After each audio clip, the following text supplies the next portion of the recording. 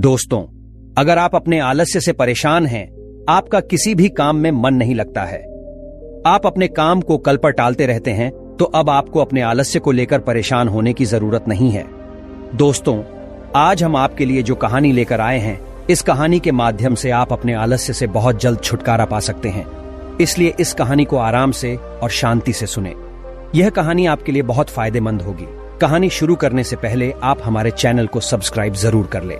एक बार एक आलसी व्यक्ति ने गौतम बुद्ध से कहा, मुनिवर, मैं बहुत आलसी हूं, जिसके कारण मैं अपने जीवन में जो करना चाहता हूं वह नहीं कर पाता, इसलिए मुझे कोई रास्ता बताएं। बुद्ध ने उस आदमी से पूछा, क्या तुम मानते हो कि तुम आलसी हो? तो उस व्यक्ति ने बुद्ध से कहा, हां मुनिवर, सिर्फ मैं ही नहीं बल्कि मेरे पूरे गांव के लोग कहते हैं कि मैं आलसी हूं। बुद्ध उस व्यक्ति से कहते हैं, लेकिन क्या आपके पास कोई सबूत है कि आप आलसी हैं? उस व्यक्ति ने उत्तर दिया, हां। तब गौतम बुद्ध उस व्यक्ति से पूछते हैं, क्या आपके पास इसका कोई सबूत है? वह व्यक्ति कहता है, मुनिवर, मैं जानता हूं कि व्यायाम मेरे स्वास्थ्य के लिए अच्छा है, लेकिन मैं व्यायाम भी नहीं कर पाता क्योंकि मेरा आलस्य मुझे सुबह जल्दी उठने नहीं देता। बुद्ध ने कहा, लेकिन क्या तुम्हें पता है आलस्य क्या है? उस व्यक्ति ने कहा, मुझे नहीं पता कि आलस्य क्या है, लेकिन जो भी है वह बहुत बुरा है। बुद्ध ने कहा, सबसे पहले तुम्हें यह समझ लेना चाहिए कि जो भी चीज प्राकृतिक रूप से उसका कुछ न कुछ उपयोग होता है वह बुरा नहीं होता है, या अच्छा आलस्य एक भावना है, ये एक विचार है जो हम अनजाने में खुद से पैदा करते हैं। आदमी ने पूछा, लेकिन ये कैसे है? मुनिवर, तो बुद्ध ने कहा कि आलस्य पैदा होता है, इसके दो कारण हैं, पहला शारीरिक और दूसरा मानसिक। जब हम अपने किसी भी भोजन को देते हैं, शरीर जिसके अंदर जीवन शक्ति नहीं होती, हमारे शरीर में आलस्य पैदा हो जाता है, क्योंकि यह शरीर ऊर्जा से चलता है और जैसा हम इसे देते हैं यह वैसा ही विचार करता है, यह वैसा ही व्यवहार करता है। हमारे शरीर के अंदर आलस्य का एक और कारण गलत तरीके से बैठना है, गलत तरीके से सोना और गलत तरीके से चलना। हम कभी इस बात पर ध्यान नहीं देते कि हमारा बैठना, लेटने और सोने की स्थिति सही है या नहीं। अगर हम बौद्ध भिक्षुओं को देखें तो पाएंगे कि वे कब बैठते हैं, उनकी रीढ़ की हड्डी बिल्कुल सीधी होती है। जब वे सोते हैं तो उनके शरीर के किसी भी हिस्से पर कोई दबाव नहीं पड़ता है, और जब वे चलते हैं तो उनके शरीर के किसी भी हिस्से पर कोई दबाव नहीं पड़ता है। उनके दो कदमों के बीच एक लय होती है। शारीरिक स्तर पर आलस्य का तीसरा कारण सुबह जल्दी न उठ पाना है। यह सुनकर व्यक्ति कहता है, हां मुनिवर, मैं सुबह जल्दी नहीं उठ पाता। यह सुनकर बुद्ध मुस्कुरा देते हैं और कहते हैं कि आप सुबह जल्दी उठ सकते हैं। जब आप रात को सोने का सही समय निर्धारित करते हैं तो हर व्यक्ति को अनुशासन का पालन करना पड़ता है, क्योंकि अनुशासन हमारे जीवन में संतुलन लाता है। ज्यादातर लोग अनुशासन को बुरा मानते हैं क्योंकि उन्हें अनुशासन का एहसास होता है, उन्हें बांधता है, जबकि सच तो यह है कि अनुशासन हमें बांधता नहीं है बल्कि मुक्त करता है। तब व्यक्ति बुद्ध से पूछता है, लेकिन हमें इसकी शुरुआत कहां से करनी चाहिए, जैसे ठीक से खाना, बैठना या लेटना, सुबह जल्दी चलना आदि। बुद्ध कहते हैं कि आप इस समय जो भी कर रहे हैं उसे अभी से शुरू करें, इसे ध्यान से करें।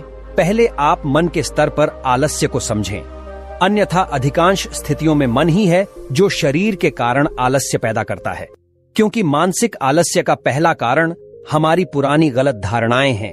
हमें लगता है कि हम ऐसा करने में सक्षम नहीं थे, पिछली बार भी ऐसा ही किया था, इस बार भी हम ऐसा नहीं कर पाएंगे। जब हम खुद को सक्षम नहीं मानते हैं तो आलस्य अपने आप ही हम पर हावी हो जाता है। दूसरा कारण है छोटे और आलसी लोगों का साथ देना।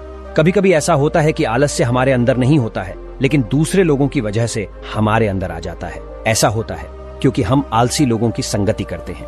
हाँ मुनिवर, ये बिल्कुल सत्य है, मैंने भी यह अनुभव किया है।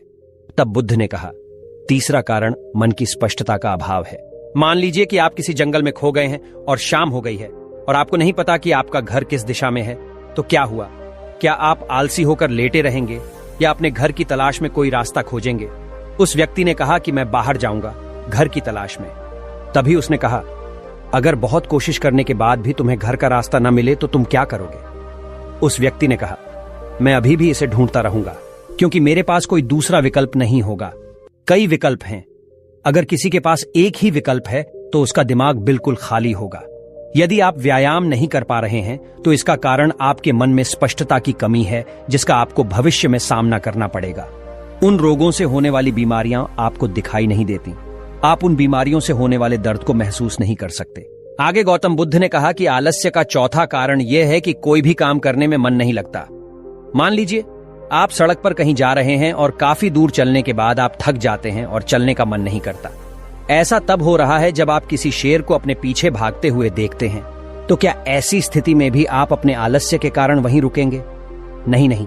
तो समझ लीजिए कि आलस्य आपको वह काम करने से रोकता है जिसे करने का कोई बड़ा कारण नहीं है। तब उस व्यक्ति ने बुद्ध से कहा, धन्यवाद मुनिवर, अब मुझे आलस्य का पूरा खेल समझ में आ गया है। भगवान गौतम बुद्ध उस आलसी व्यक्ति से कहते हैं, मेरी एक बात हमेशा याद रखना, जहां स्पष्ट हो या कोई काम करने का कोई बड़ा कारण हो, वहां कभी आलस्य नहीं हो सकता।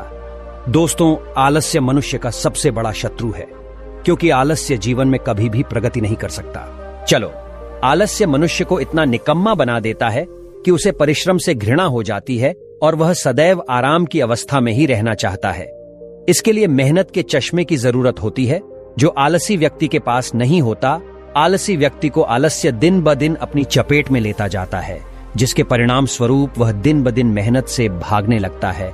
मेहनत ही खत्म हो जाती है। शत्रु ने आलस्य कहा, नमक सिर्फ दोस्त हो सकता है, इसके अलावा इसे खत्म करने का कोई रास्ता नहीं है।